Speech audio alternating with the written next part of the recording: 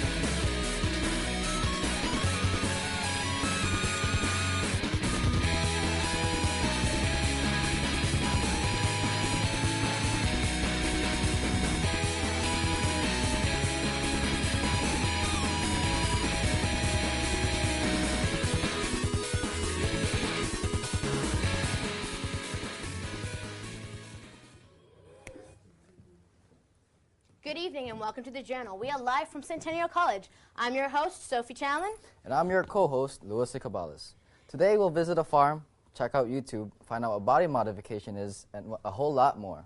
Our first clip is something you may not have heard. Michelle interviews DJ Eastern Bloc on Chiptunes. Take a look at this.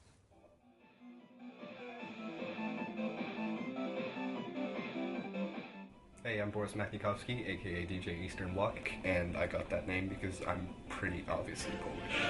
That was from my parents, who apparently thought Borys is a cool name. Yeah! And I got the name DJ Eastern Bloc because Poland used to be an Eastern Bloc country following World War II. Borys is an advertising student who has since started experimenting with chiptune music. A chiptune is a piece of music produced using digitized instrumental sounds. These audio chips are found in 1980s era video game consoles. Borys explains how he modified his Nintendo Game Boy to produce chiptunes. What you have to do is get yourself a flash cartridge, and you'll have to load that up with this synthesizing software of your choice.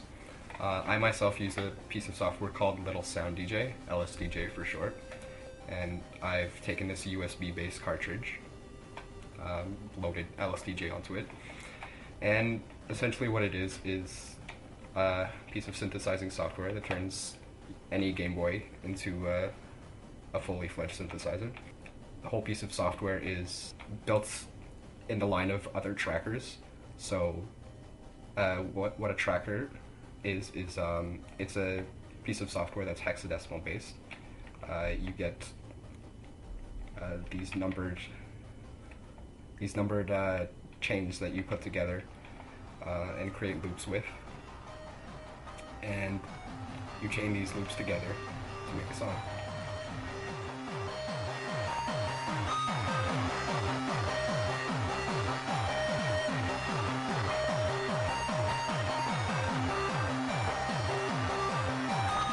I like to make chiptune music because it reminds me of the golden days of video gaming. Well, I got started making chiptunes back in the summer of 2009. I was hanging out with my friend Jeff, aka Jeff the World.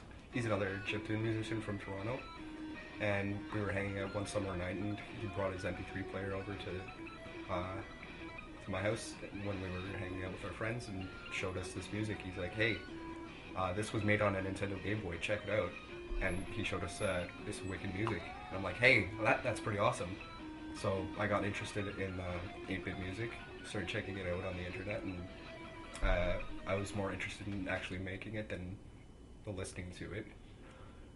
And eventually I picked up my own Game Boy and started doing it myself and got into the scene.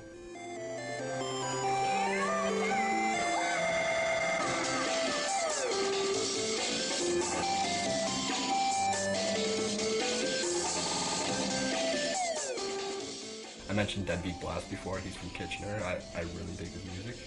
We're friends too, but first and foremost, I was a fan of his music before I became his friend. Other great artists include Smiletron, Bizanite from the UK. He was a huge inspiration for me. I really dig his music. Anamanaguchi, who's really picking up steam all over the place. They've done a few shows in Toronto and overseas as well. But yeah, there are tons of great artists out there, and all it takes is exploring the various communities, and I'm sure you can find something that suits your taste.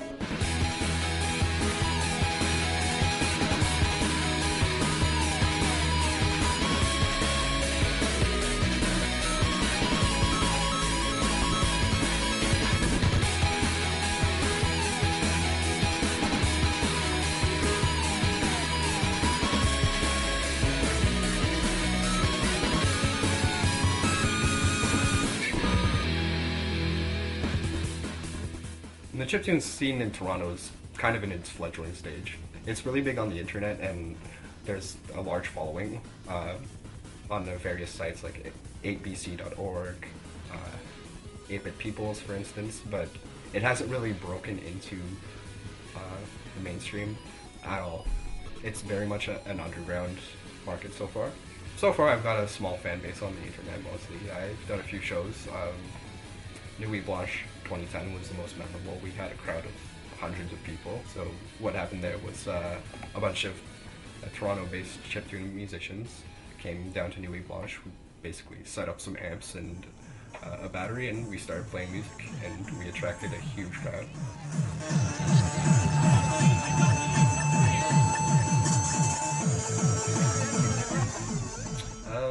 I think that anyone can really get into chiptunes. It just depends on your love of classic gaming, because essentially chiptunes do appeal to the older crowd the most, because they grew up with these sounds.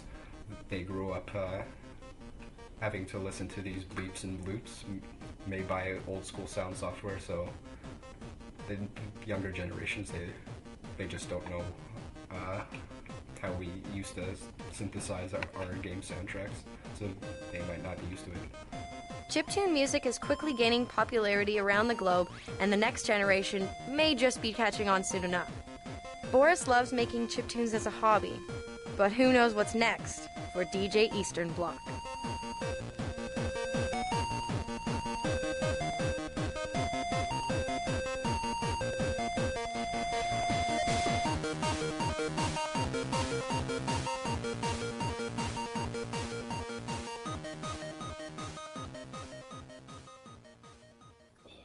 This next clip stinks. Joyce Bermudez went to Riverdale Farm in Cabbagetown to talk to the volunteers about the history of the area. Take a look at this.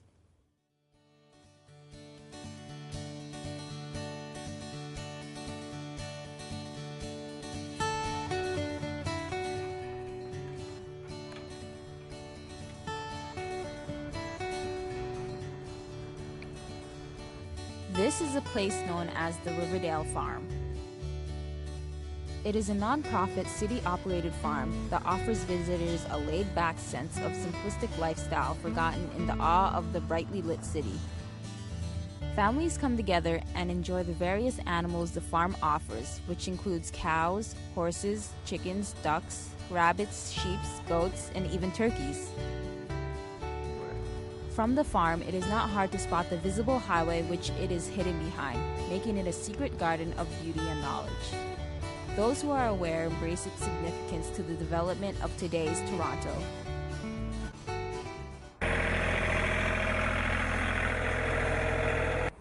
We visited the Cabbagetown Museum, which accompanies the farm as a historical revolve, to talk to Kay Horizny, a longtime volunteer, about the historical background. We're located at Riverdale Farm. It was originally Riverdale Zoo for 85 years, but Riverdale Farm is at Riverdale Park at the intersection of Winchester and Sumac Street. And we greet the public, and some of us volunteers have been born and grew up here in Cabbagetown, so we have many stories to tell to the visitors. And so the idea is just to talk about Toronto's history, and specifically this little part of Toronto. The Parks Department have allowed our museum to use this space to set up our exhibits. City kids, inner city kids don't get to see cows and pigs and sheep, etc., so that was put in here. And then there was the Simpson House and the barn were all moved here from Markham. So they did, when they changed it over from the zoo to the farm, they did a lot of changing of the landscape too. We asked Kay about the exhibits offered. Our museum has 2 rooms of exhibits. The first room is a baby carriage from the 1890s. And surprisingly, a couple of weeks ago, on March break week when I was volunteering here, one of the ladies coming in with her young family said that she is related to the Gidron family that built these carriages.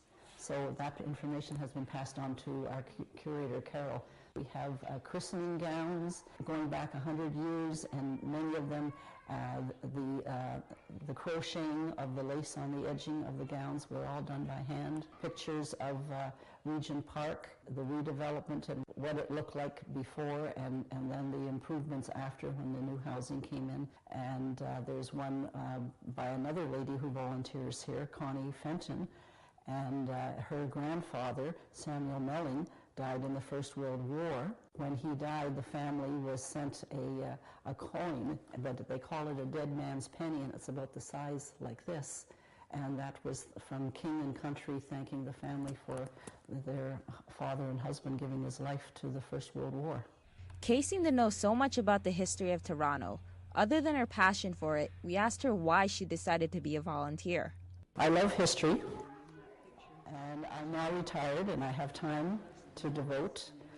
And also because of my background. I'm the shoemaker's daughter. So when people come here, I can show the exhibit. There are items from what my younger sister and I have kept over the years of Mom and Dad's, and from the store, and the last pair of shoes my father made for himself before he retired. There are many people that, thank goodness, are interested, and I'm pleased to pass on this information to them. Finally, wondering how the organization is made possible. We're a charitable organization, and donations can be made to the Cabbagetown Regent Park Museum, and our address is 156 Winchester Street. Our next clip is titled Broadcast Yourself, one of the many advantages of YouTube. Here it is.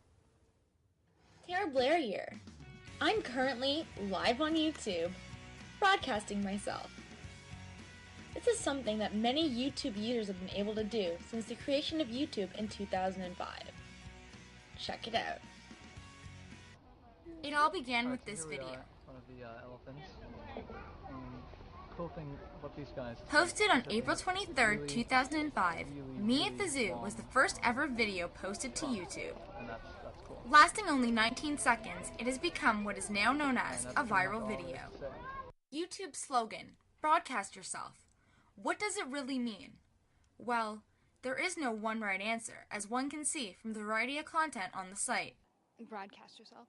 Well, YouTube's just a good way to kind of like get your movies, your whatever you want to show the world out there.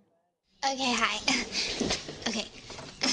My name is Boxy. Most of you know me as, most of you know me as Boxy, I suppose, if you're watching this. Broadcast yourself. I'm pretty sure, well, to me, it means, like, put yourself out there, like, anything that you want to advertise or show off, you know, you can do that on YouTube.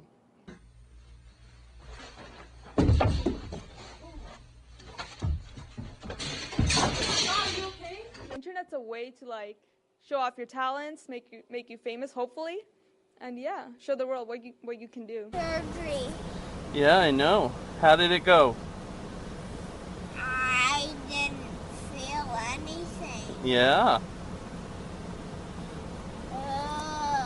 I feel kind of felt good, didn't it? Is this real life? Yeah, this is real life. David After Dentist is probably one of the best viral videos that even inspired the father of said David After Dentist to create an online store and actually gain marketing and publicity from David After Dentist. David After Dentist goes down in history as one of the funniest, most hilarious, most watched viral videos of all time. As you can tell from some of the people I interviewed, YouTube is really a place where you can broadcast yourself in any shape or form. Whether you're sitting on a toilet rapping, making a song about finding your chapstick. I hope you've enjoyed this interesting take on YouTube and broadcasting yourself. Next, we check out Megan Self's online comic, Mooch, where it follows the random lives of Bubble Ninja and Mooch. Here it is. Megan Self. I am the comic book artist for Mooch. The kind of characters I have are a caricature of myself, who is Mooch, because that's what I do, and my good friend the Bubble Ninja, But the two characters have been a lot more personal. How do you come up with the ideas for what goes into Mooch? Mainly the happenings between me and my roommate, and our surroundings, and some help from outside sources. Specific time, our internet was down for one night, and my roommate's friend asked why it was down. Now we can fix it. And I said, well, we can't exactly go up and talk to the internet. And my roommate shouted out, Mooch! And so I began writing out the storyline for our interview with the internet. Aspirations for Mooch. It was very much comedy, and a way that I could... Normally I do quite like drawing more serious things to try to invoke emotion from people with disaster and sadness, but people respond a lot more to comedy and humor. So as I started, I decided that I would try and do something with a lot of comedy in it. And people respond to that a lot more than other emotions that people try to invoke, because laughter is the easiest. Everyone knows how to do it. Everyone knows what it is. And expressions of the characters very much help, and I believe it's very popular among people to have less serious comic, because everyone's trying to be serious. So I believe that Mooch, as I've been publishing it on the internet, will collect a group of people that will be hopeful strong followers of the comic. Hi, I'm Cassie Cassibo. I am Megan Self's roommate and the other character of her comic Mooch, the Bubble Ninja. How she kind of comes up with it will be, her and I will be doing something normal, like sitting on the couch watching TV. One of us will say something incredibly stupid, and it will either turn into a Mooch situation or into a Mooch word. I guess we've finally learned when comedians say that the best stuff that they get is from real things that happen in their life. I think both of us have finally understood that through Mooch, since everything that Mooch kind of is whatever her and I kind of do together or do separately, and just both know that it just immediately has to go into Mooch. It's a wild ride being part of Mooch, and I don't think I'd ever change anything for it for the world. It has helped me relieve so much stress. It's definitely an experience and a half being part of this, and I can't wait to see where Mooch goes into the future. Okay, so take us through how you go from idea to actual concept and written out page to the finished product. First off, starts with an idea. For example, the internet incident. After that, I'll have to expand the idea as much as possible, write out a short plot for it, which I normally do riding the bus. And it goes along the lines of Mooch and Bubble Ninja starting out, doing something, talking about something random. It'll go through the plot, it'll be written down. There's normally not an ending, because it's a very short attention span comic. After that, every Sunday night, I begin sketching it. I don't bother sketching it on paper, because it's a lot easier to do on the computer nowadays. I'll size the page, do my short sketch, go over the lines, finish off with color and shading, and finally look over for spelling errors in the speech bubbles, have my roommate proofread it, and put it up on the internet. Ever since she's restarted it, it's just, I think from how it was before till now, it just got even funnier. She's gotten a lot better at writing, so creating all of these little pages and comic pages for Mooch has just been hilarious to be a part of. There's two scenarios. Either we could go into the real world and the real world starts collapsing, or the artist goes into Mooch's world and the real world starts collapsing, but you're not there to see it, but everything goes wonky. This next documentary is on body modification, so if you have a weak stomach, suck it up. Here's Megan Warren's Body Modification. Enjoy. Hey there, I'm Megan Warren, and this is my documentary on extreme body modification. Okay, so what's your name? I'm Kate. Okay, Katie, what do you feel about body modification? I think everybody should be free to decorate themselves how they like. Some people put on fancy sweaters or carry fancy purses, but it's just decoration. I think it is what it is. I accept myself like I am, and unless you need it to function, I think you should remain the way you are. Okay, and what are your feelings on body modification? Totally down with it, just haven't really ventured into it yet, but I like it. Okay, and yours? Yeah, I think it's another form of art. I'm a huge fan. I just think you should keep it like natural the way it is. But yeah. I've always liked the way they look, and I just think it can really add to your face, and it just kind of defines who you are. I used to not like them, but then my sister got a bunch of tattoos and spacers and stuff, and it looks good on her, so. My name's Alex Kumaritakis. I'm a piercer at Adrenal in Toronto. It's the interaction between a person. When you are about to pierce someone, they're in a weird state, right? You're about to shove a needle through them. So you end up talking to them and just getting a general feeling for them, and you bond with them, whether it's on one level or another. And it's just that moment before you pierce them where you tell them to exhale. It seems alright for both of you. So with a scar, you're actually trying to promote scar tissue. With a piercing, you're trying to totally avoid that. You're consistently reopening the wound with a scar, so there's a whole bunch of different methods depending on who you're talking to. Some people recommend taking a toothbrush that's dipped in peroxide and just really rubbing the scar. So you keep the wound open, your skin's making more and more scar tissue to accommodate for that. You don't actually get into scabbing mode for at least a few weeks. That results in a really evident scar. It's not fun though. First time you take a toothbrush to scar a huge open wound on your body, you pretty much pass out. It's inevitable. It's like paper cuts, a series of paper cuts that just get at you. So towards then, you're like, fuck this. Numbness doesn't really kick in. That's the weird part about it. It's as crisp every time the line's cut as the moment you started.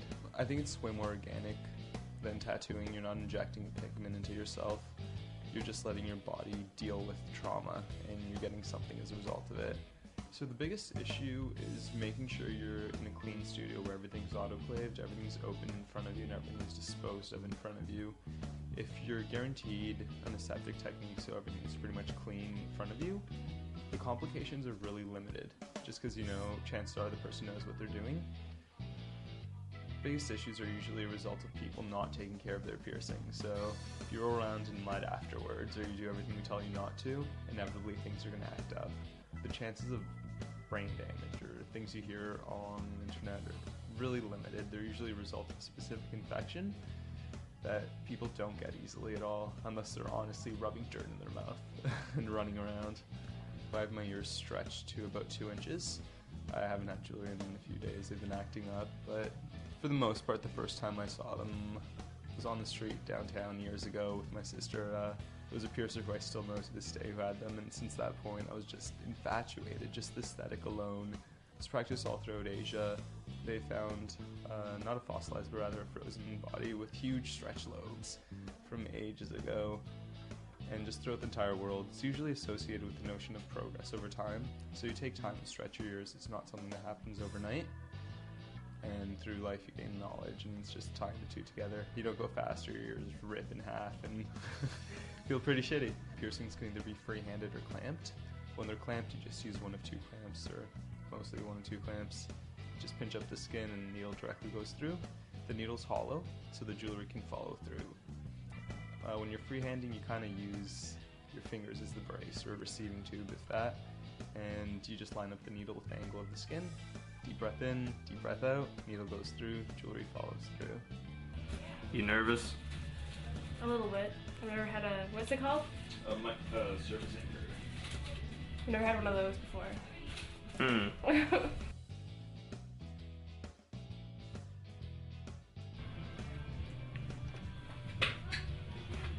So is it like gonna go like here? Mm-hmm. Okay. I'm gonna center it off. Cool. Yeah? Yeah. Ah, okay, whatever. Let's just do it. Cool, I'm gonna actually have you laying down. Okay. Which way? With your head up there and your arm against the temple of your head.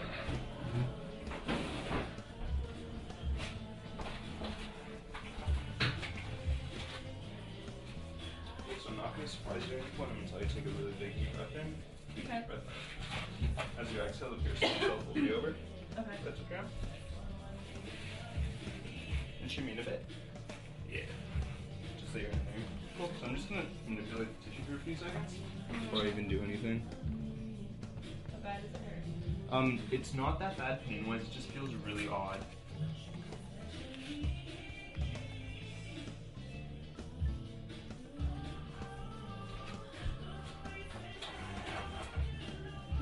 No. It's for the docs. I know. Thought it was over my piercing. I'm taking most of them out. Slowly get up? I'll show it to you and then finish it out. How you feeling? Yeah? Yeah. It's actually not as bad as I thought it was going to be. Scars of war. Scars of film.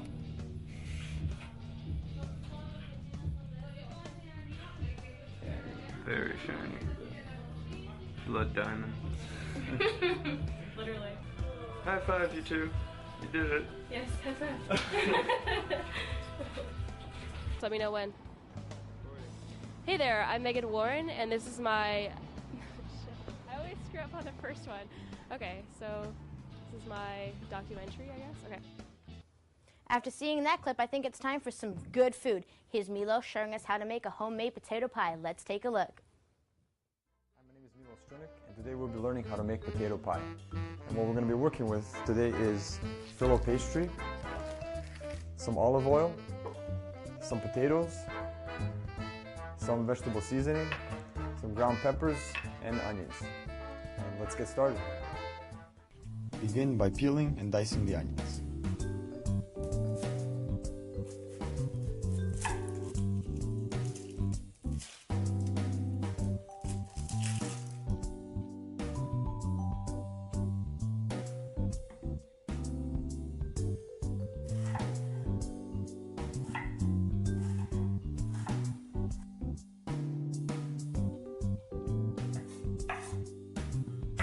Put enough olive oil to cover the bottom of the pot.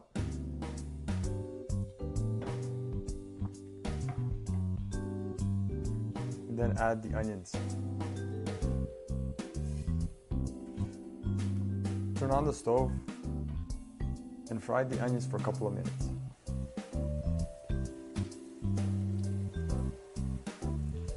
After a couple of minutes, reduce the heat to medium.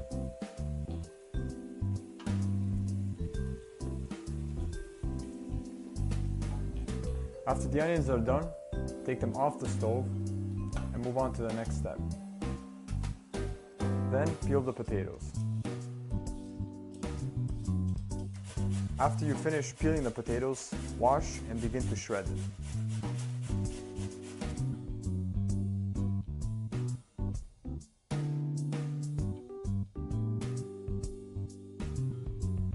After you finish shredding the potatoes, mix them with the fried onions.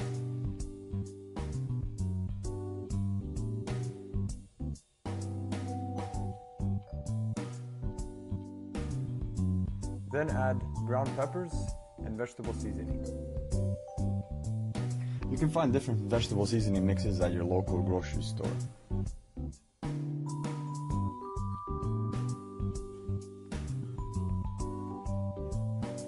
Spread olive oil on the bottom of the pan and lay out the filo pastries. And begin to add the filling. And now the fun part. Fold the filo pastries a couple of inches on each side and begin to roll. Then preheat the oven to 375 degrees Fahrenheit. Then add the last touch of olive oil on the surface.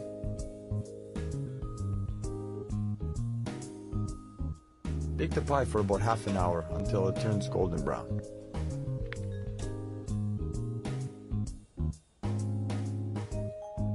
Once the pie is done baking, cut and serve. I'm Milos for the Journal. Thank you for watching. So good. That looks delicious. Here's Brad's clip, Alone in the Wild, where he spends 2 nights out in the forest. Sounds scary. Yeah. My name is Brad Robinson, and I'm about to embark on a journey into the wilderness. My goal is to spend 48 hours out here on limited supply of food and materials. I'm an outdoorsman, and this is the first time I'm spending 2 nights with this little material. Let's see how well I do, and see if I can last these 2 nights in the freezing cold.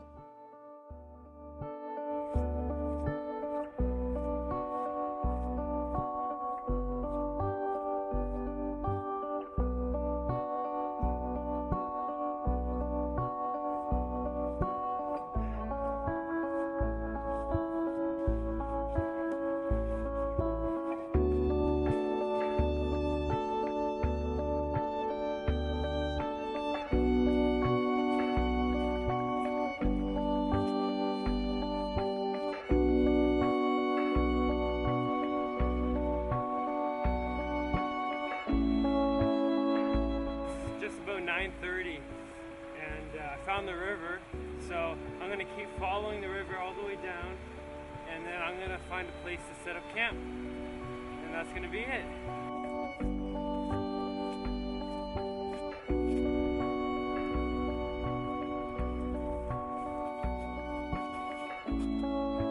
That's where I'm gonna set up camp. I'm gonna make an A-shaped shelter, a teepee, and the wood's gonna go across that top piece of wood there, and I'm gonna set it up there.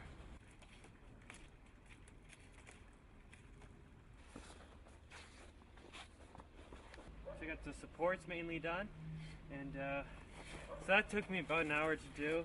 A little less than that. It was kind of tough trying to find the sticks, but yeah, I gotta start a fire shortly because I'm getting soaking wet here. My hands are freezing, my feet are soaked. So once I get this fire going and I can maintain it, then I'll be fine. Finally got the fire to pick up. I'm finally warm and I'm comfortable and I'm happy and I ate. I'm feeling good. You know, I got tomato soup left, I got tuna left. Good. And yeah, I'm afraid of tonight. I'm gonna have to keep this up to keep warm. Other than that, I'm gonna be freezing all night.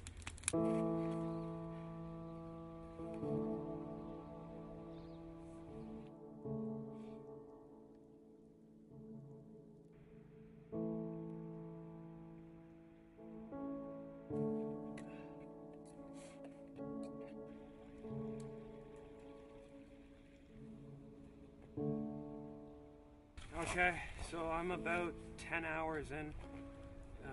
Night is coming. I got another can of beef stew, a can of tuna, a water bottle. So I'm going to save those for tomorrow. And they're going to last me tomorrow. And I got to be careful on that. I'm hungry right now. I'm starving, but this got to wait, you know? That's what you got to do. I got it.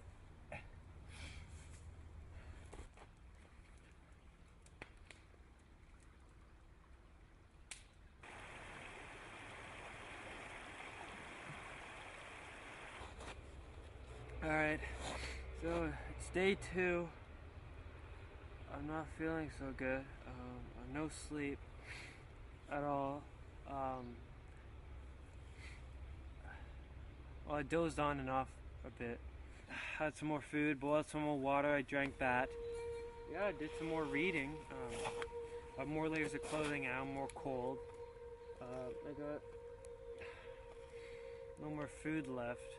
Well, hardly any. I got some soup and some more of the beef stew left.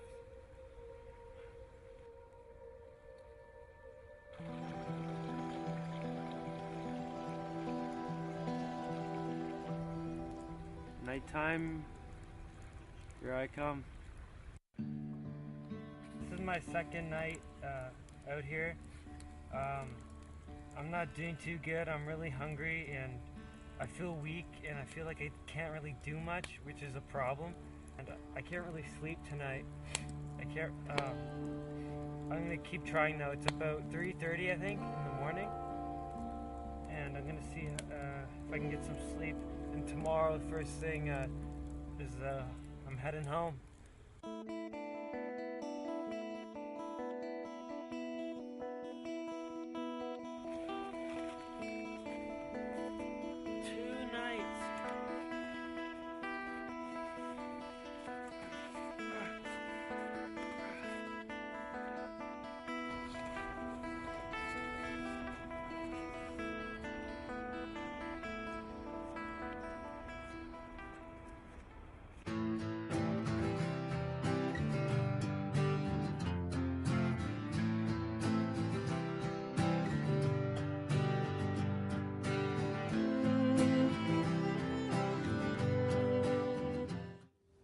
Wow, that looked cold.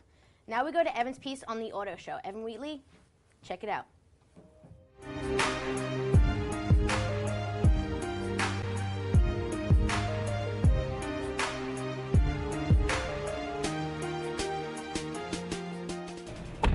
Hi, I'm Evan Wheatley, and that's the Cadillac CTS.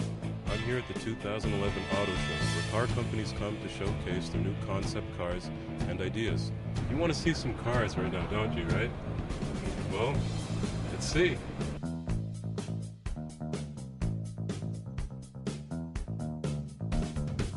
What's the new hot item for this year? Well, for us, it's the new Passat that we've just launched today for the first time in Canada.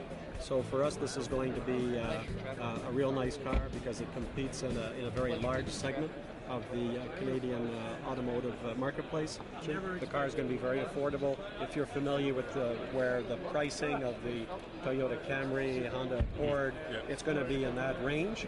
So we'll be announcing the pricing this summer, a couple of months before we introduce the car into the marketplace. It's not always about glitz and glamour here at the auto show.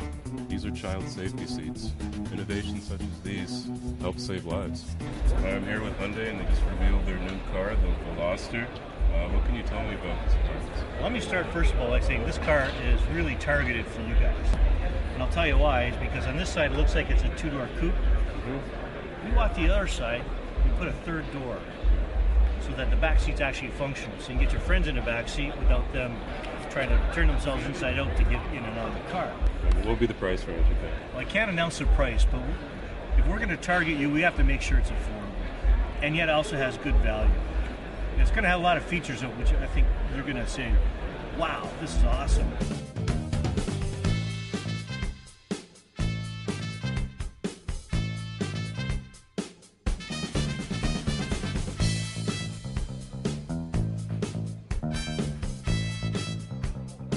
Chrysler 300, 2011 Dodge Charger, the 2011 Dodge Grand Caravan.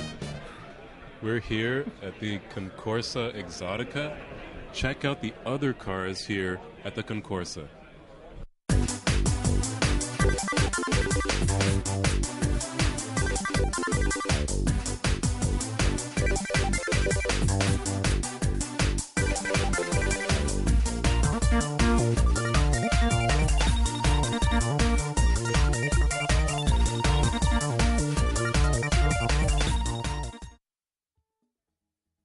That's it for the auto show. I hope you had a good time at the Metro Convention Center, seeing new concept cars and ideas.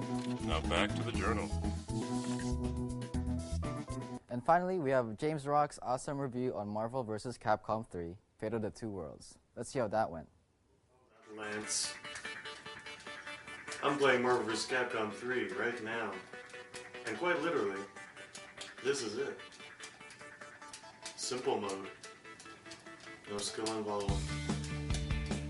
If I had to sum up Marvel vs. Capcom 3 in one word, without screaming that is, it would be frustrating. My first major disappointment with the game came from the moment I entered the character selections screen and heard a cheerful voice claiming that the world's greatest heroes are all here. If by heroes you mean third-rate characters that I don't care about in the least, then yes, they are all here. Sure, you have standards that have been throughout the series like Wolverine and Ryu, but then you have characters like MODOK, who is just plain useless. Maybe I'm just a little angry that the announced characters that don't appear in the game will probably show up in a couple of months as DLC at $6 a pop. You know, come to think of it, Marvel vs. Capcom 2 wasn't that great either. And they did have that insane music playing over the character selection screen. I wanna take you for a ride. My biggest gripe, however, comes from the combat system. This game is so broken and one-sided with some characters it becomes a joke. You'll use maybe 5 characters from the roster, and you'll see them constantly used over and over online. They could have saved a whole lot of programming time and just given us them. They've also incorporated a simple fight mode where you pretty much just button mash and the game does all the moves for you. I guess so 2-year-olds can play? Sure, you love it for the first 2 weeks, but then you just can't wait to get rid of the f***ing thing. And what with Disney owning Marvel now, I'm kind of surprised they didn't even throw Mickey Mouse in the equation. How I would love to see Ryu Shoryuken that prick. I asked a random gamer what he thought about Marvel vs. Capcom 3, and this is what he had to say. I'm Bonnie Cunningham, a professor of physics at the Transatlantic Physics Institute of Physics, where we teach physics. And I personally hated Marvel vs. Capcom 3. Some guy said he liked it, but I cut that out of the video. Hey, James, let me out. Why are you filming this? It's been 3 months. I'll say whatever you want, I promise. And again, maybe I'm being a little too harsh. Maybe I just need more practice.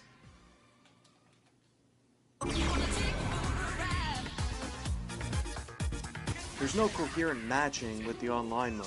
For example, there's a setting to fight people of your character level based